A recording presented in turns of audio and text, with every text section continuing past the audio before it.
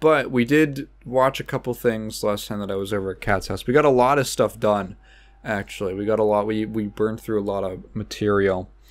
The first thing is that we finished Castlevania Nocturne. And I would... so I would like to finish my thoughts on that. And now I touched on the first 4 episodes last week, but I think it's a different show once you've seen the whole thing. So how did I feel about it overall? I remember leaving off on the 4th episode and being interested, intrigued at where it was going to go. And after finishing it, I can say that... So Nocturne is 8 episodes, roughly 20 minutes. The first season of the original Castlevania show was 4 episodes at around 40 minutes. They were pretty long, which, with math, evens out to basically around the same runtime in terms of, between the first season of each thing, because they already confirmed there's going to be a second season of Nocturne. Now, comparing the two of them, which I think is fair because Nocturne is really a sequel to the original, Nocturne is not as good as that first season of Castlevania, which is strange because in a lot of ways Nocturne feels like a more... How do I describe this? It feels like a lot more stuff happens. It feels like a much fuller show, but it kind of... how do I describe this? Nocturne lacks a very substantial core to it. And that really is the problem is that it ends up I've heard some people describe it as being unfocused, and I think that's fair. So the primary problem with Castlevania Nocturne that we both felt, is that the show doesn't really have like an emotional center that feels it doesn't have like the right emotional center. This can all be boiled down to the fact that Richter feels like a side character in his own show, and it's really strange because the show, like Annette feels like the main character of the show. She feels like the main character. She gets significantly more time devoted to her backstory. She gets significantly more plot lines and characters devoted to her backstory. Large chunks of the story throughout the show are dedicated to her plotline, which is pretty disconnected from Maria or Richter's. And she has the most stuff going on, and she's kind of the most interesting character because of that, which is kind of a problem because after a certain point, it feels like the show goes, oh, fuck, this is a show about Richter. This is about Richter. I forgot about that. I was trying to think about... There's this really weird moment where after that 4th episode, Richter runs off. He gets really spooked. He meets his grandfather, who was like... There's a lot of just weirdnesses in the writing that, like, don't bring it down. It's just sort of like these little nicks here and there. His grandfather, this other Belmont, who he's never known his entire life, and he's like, how did you find me? Which was confusing because Richter's gone like one town north. I get that it's like, Europe in the French Revolution era, and it was pretty common for people to just never leave, like, stick within the 20-mile radius in which you were born. But Richter's like a young kind of adventurer, is sort of what it, like he's a revolution. He feels like he's the type of character who would be getting around and at least visiting other places. Are you telling me that he and Maria have been doing this whole revolutionary thing and they've never gone one town north? They've never, like, had any reason to talk to anyone else? A little weird. But he has this whole thing with his grandfather, and the main hang up that he's got in this is that he feels cheated by the fact that he had this family that he never knew about who never talked to him. You're like, okay, which kind of falls in line with some other stuff that you've seen of him before. Like, okay, his mom died. He doesn't feel like he has any family. His, Maria and her mom, Tara, are kind of like his found family. They've kind of taken him in. They're like a little unit, right? And finding his grandfather feels a little bit betrayed. And then learning that Tara also hid the truth from him. And it's like, okay, this is like a character thing. There's like a little sense of belonging kind of, thrown into question. Just smack my pop filter again. And then there's like an attack. There's an action sequence. And Richter has this like absolutely absurd anime power-up scene. And he's like, my whole problem is that I never made a decision in my life, and now I'm a Belmont, and I'm just watching this. I'm like, who the fuck is this guy? who this feels like we missed like a season's worth of character development and like establishment. It's super bizarre, and from that point on, it like becomes, the show tries to act like it's about Richter. They just like really, really rush through this character development, and it's bizarre. I feel like they needed like another episode of focusing on actually depicting the problems in Richter's like personal emotional life. Like, I can see the logical through line between not having a connection to your family and having identity issues with like who you want to be in the world, but like they do not do the groundwork to establish that.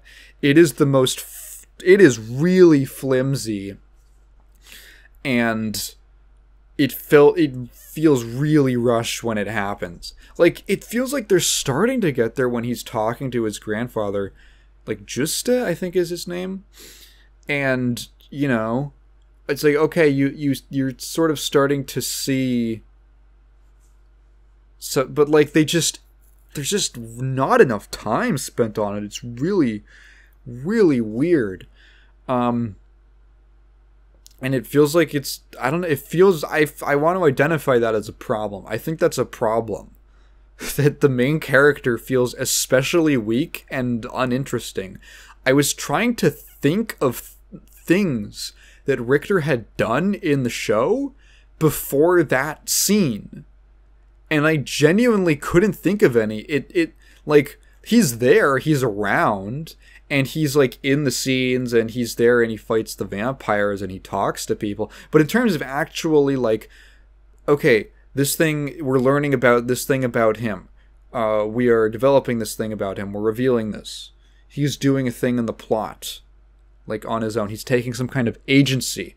God forbid your protagonist takes some kind of agency in the story. He just gets fucking pushed around by Maria and Annette all the time. Where's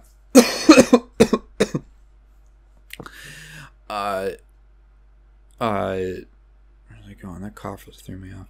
And I was trying to think, and it's legitimately like his mom dies when he's a kid, and then he grows up, and then he meets his grandfather in episode 7. Or wherever. When does that happen? I had the IMDb up. Where's this goddamn I had to look at like the episode guide to find out, like, I'm pretty sure he runs away in episode 4. I'm pretty sure it's pretty sure it's like 5. Yeah, 5. 6 is where he has this like a scene talking to his grandfather, and then I think by the end of that he has this big scene, and then it's like literally episode 6 of 8, the end of it, they realize that it's a show about him. Literally, like, the first episodes 2, 3, 4, 5 are barely about Richter. It's really weird. It's super strange, to restate myself. And that's the odd thing, right? Is that I think Richter is the weakest part, and he's the main character of the show. At the same time, I kind of like a lot of the other stuff. It's like a... Forgive me, I'm going to make like a food comparison. I know it's very trite, but bear with me.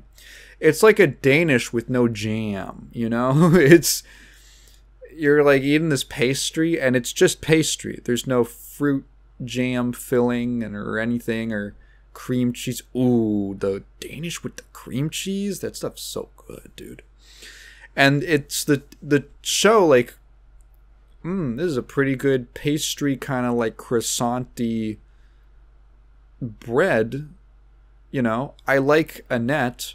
I think Maria, her vocal performance is weak, in my opinion, for the most part, but I think her character development's pretty neat. There's a twist, the twist where it's like, oh, the priest is her father. I thought that was interesting. I thought that added an interesting dynamic to all of the characters. Like, there was some added emotional stakes that, you know, the things that he was doing had a much more personal bite to them, especially for Maria, as someone who kind of detests institutions, like religious institutions and the government, which at this point I would assume are probably somewhat probably more connected than modern day France. So like her being like, wow, that causes me a lot of ethical concerns and makes me see this character in a new light. I thought that was kind of neat. I like how the priest, it like his plan doesn't really make sense. You sort of get the sense that he isn't like fully in control. He doesn't feel like he's fully in control of what's happening. He it's almost like he himself doesn't, his whole reasoning is like, oh, the vampire savior is gonna Jeddah from Darkstalkers is going to protect the interests of the church, which is complete nonsense. But I kind of got the impression that it was almost like this sort of fear, like he himself, his own faith had wavered at that point. So when you find out that, like, oh, he had this like affair with this woman and had like a secret child, it's like you can sort of, I see, like, I could see the seeds of this character eventually down the line, like later on in his life, from that point, having hang-ups or having second thoughts about the resiliency of his faith, right? And it's kind of like he's scared, like he doesn't, like he's gonna fucking die if he challenges these damn vampires, you know? So he just kind of has to like work with them, and it's like he's backwards rationalized it, which I thought was like kind of fine. I thought that was neat. Let's see, other stuff. I really like a lot of the other characters. I like Olrox. I think his vocal performance is really interesting. I wouldn't have expected him to have such like a deep, raspy, hoarse voice, right? That's horse with an A. Okay? He's not going, no, no.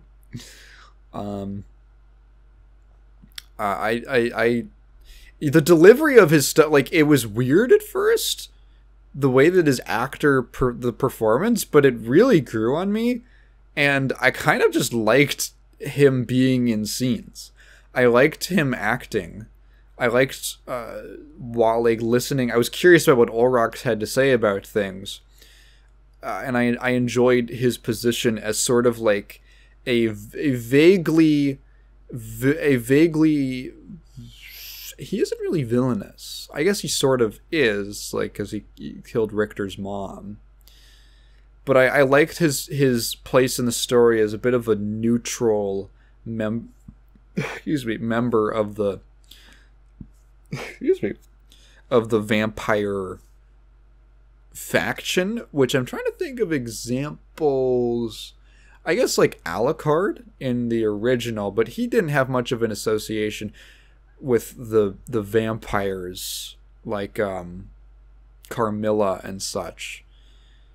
Olrox is like in the thick of it, and he has these political relationships with them, but he's kind of standoffish, and he's sort of a maverick.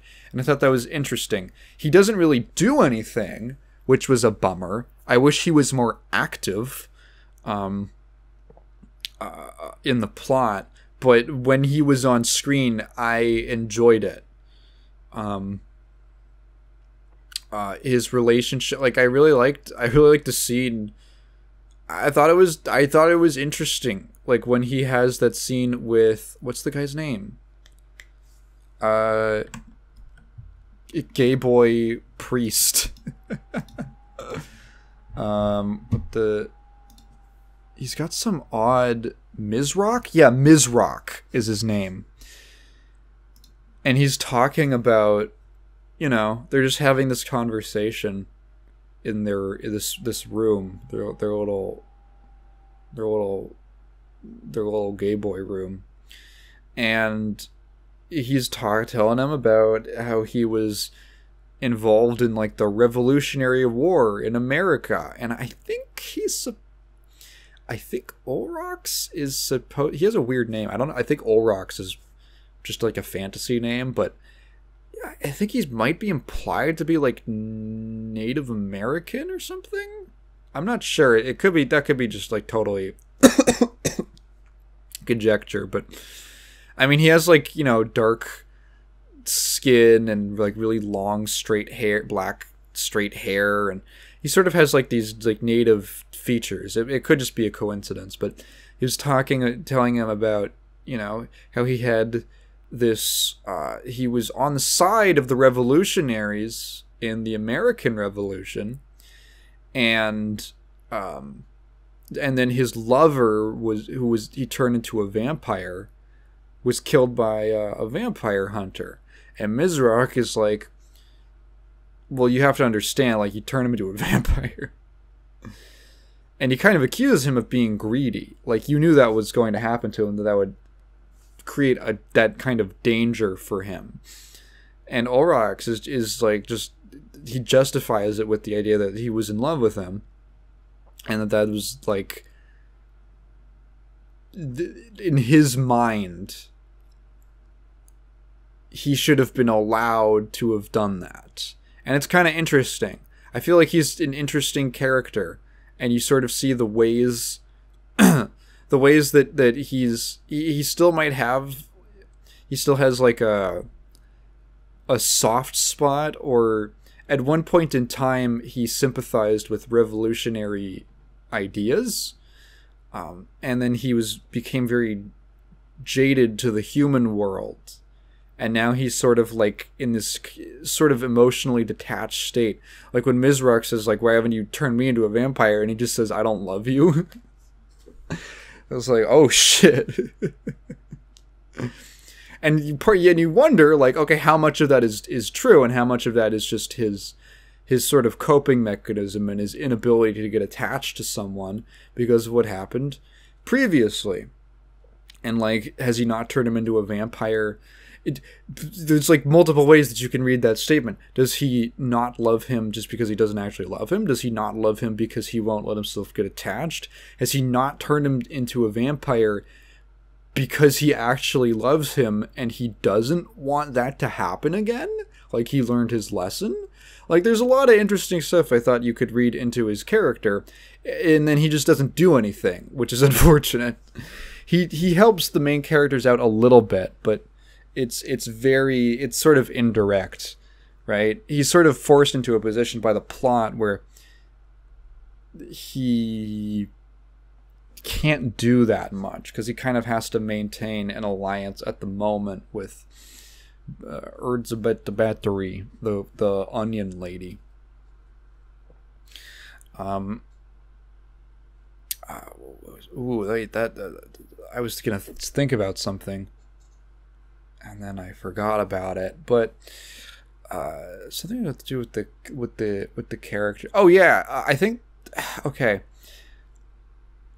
I know that, like, okay. No, hang on. Let me go back on that. I was going to say that I think this season ending on a cliffhanger was... hurt it? Excuse me. Because, like, you know that... Burp again. You know that... Okay, it's not crazy for an animated series to get a second season announced. It's very common, especially Netflix loves doing that. Well, they love canceling stuff, apparently. But, like, in animation, the thing is that, like, it's a very common marketing thing to go, oh my god, we're 5 episodes in, and we're gonna be renewed for a second season.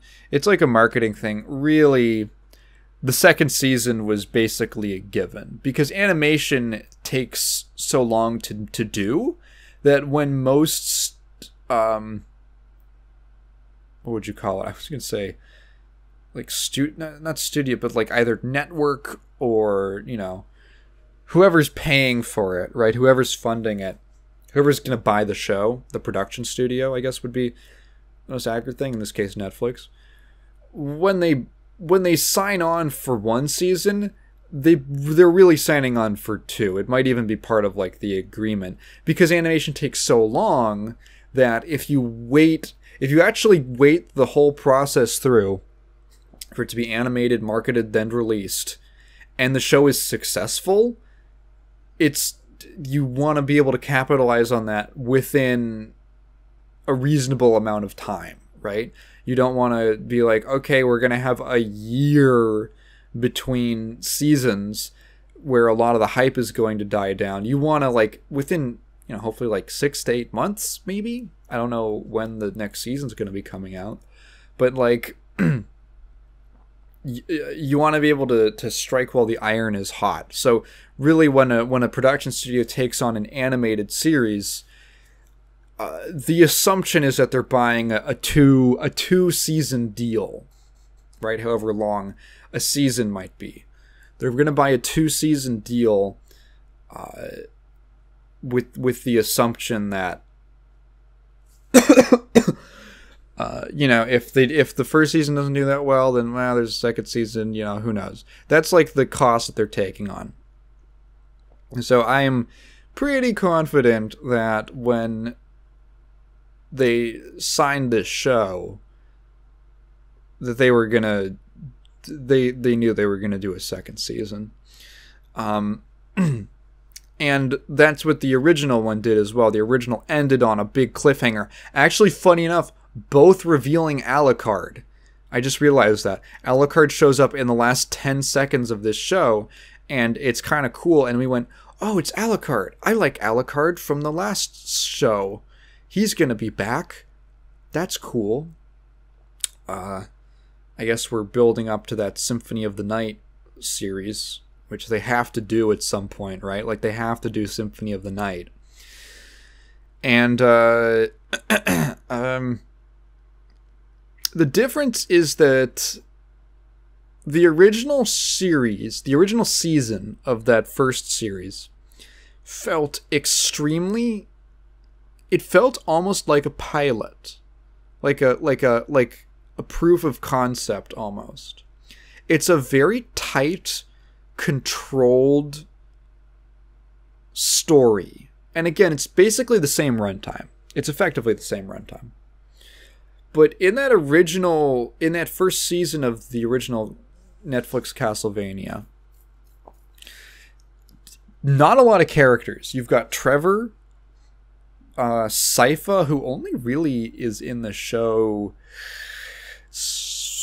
like halfway through, about, I think maybe even later. You know, halfway through, I think is fair. I think that's when that happens. She's only in there like halfway through. There's like the leader of the speakers. There's like some very minor characters who are just there to be someone else for Trevor to talk to. There's like the priest, who's like the main villain. And then there's Dracula isn't even really in the show. He's there as like a setup in the intro, but he doesn't factor into the show until like season 3. No, sorry, season 2. Excuse me. I was thinking of season 4 when he gets resurrected. But he doesn't really come in until season 2. It's a very focused show, and it's the primary concern of that season was establishing the setting and selling you on Trevor as a character. And I think about the first scene with Trevor where he's in the pub, and you kind of understand everything you need to know about him in that first scene, and then it's just reinforced and developed out, like fleshed out throughout the rest of the season. He's like, the world is fucked. There's roving bands of monsters around the countryside killing people. Trevor is this dejected guy who's been cast out of society because of his family name. He tries to hide it, but he's the only one who's actually empowered to put a stop to things, who can change things. And the season, you're seeing him go from this sort of like total deadbeat to beginning to feel a little bit of motivation and drive to kind of like get back to your, and he doesn't completely change by the end of the season, which is like a difference that I feel with like between this and like what they did with Richter. Trevor, by the end of those 4 episodes, is not like, he hasn't had some crazy speech, like emotional speech, but you've seen the needle move a little bit on him, where he takes some action. He goes to, fight some monsters. He ends up saving Sypha indirectly, unintentionally. And then by the end, I kind of got the impression, that Trevor sort of saw a little bit of himself in the speakers, right? There's like this implication that, they're they have these nomadic lifestyles, and they're both kind of empowered to be able to fight against the monsters. But Trevor sees that like the speakers they're too meek and they're too pacifistic to do anything or to stand up for themselves. Excuse me. And it's almost like that kind of spurs his own, like, that's his he's seeing his reflection a little bit. And like, oh, it's kind of interesting. And by the end, I was like pretty interested in his character. Sypha gets more time later on, but she's like, she's fun. You like her. And then the hook with Alucard is like, oh shit, it's Alucard, and who's this vampire dude? I mean, I already know who Alucard is, but oh, who's this vampire guy? With Nocturne, I feel like, I don't know, I was very surprised by that first Castlevania season, because it doesn't feel like a typical season of a TV show, if that makes sense, where we're going to establish a bunch of characters and stuff, and I'm trying to think of a word for it, but it was very reserved. Maybe not reserved, maybe that's not the right word. It wasn't focused, I think, is a good word for it, but also, yeah, controlled. It felt very controlled, and maybe reserved is the right word. Whereas Nocturne feels a lot more like a typical kind of like TV show, if that makes sense. We're going to establish a lot of characters and all these plot lines and all this stuff, and we're going to just slam a bunch of stuff in to get you invested in like a long-term thing. And I think along the way, it sort of loses the core of the story to the point where, I mean, I guess we'll watch the second season to see where it goes, but to be honest, I'm not that interested.